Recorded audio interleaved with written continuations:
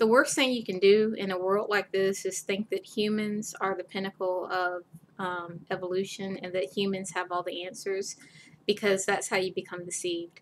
Because if a higher being knows your mind, knows how you're constructed, knows your weaknesses, it can take advantage of that and appeal to you in a way that you think that your thoughts are your own, your inspiration is your own, your deeds are your own, and kind of work through you in a subtle way. And if I were, if I were the enemy, that's how you get people, by knowing how they work, by knowing their weaknesses, by knowing how to flatter them in a way that makes them feel as though what they're doing is right, what they're doing is justified, what they're doing is what they're supposed to be doing.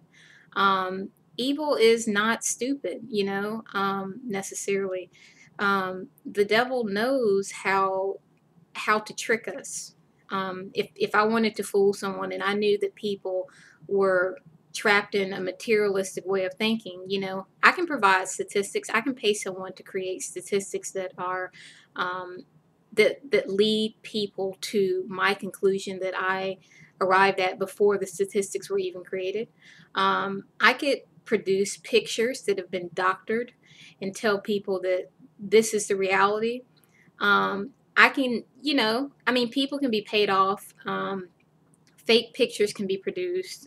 Fake information can be put at the top of the pile so that the so that misinformation becomes mainstream, and that's how it is now. Misinformation is mainstream, and the news is carefully crafted to fit the agenda of the elite. But it's not that hard to fool people when you already know how they work, when you know that they're programmed through watching television and through the media to think a certain way, and you provide them evidence through the way that they're programmed to respond to triggers. And, hey, we have, all you have to say is we have evidence, we have proof, we have physical indications of, and people believe it. And that's the deception that Satan uses. He knows how our mind works, and he knows how to get us to trust ourselves, to trust the flesh, to trust the material world.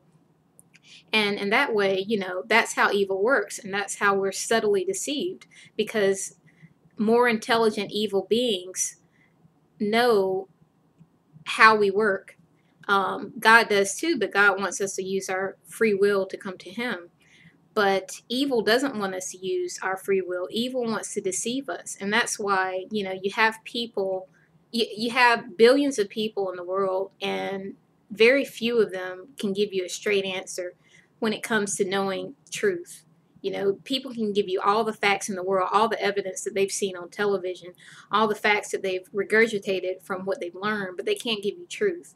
And that is the working of Satan, to give us all these false facts, to give us all this doctored information, and tell us it's proof of something, and it not be proof of anything but the clever deception.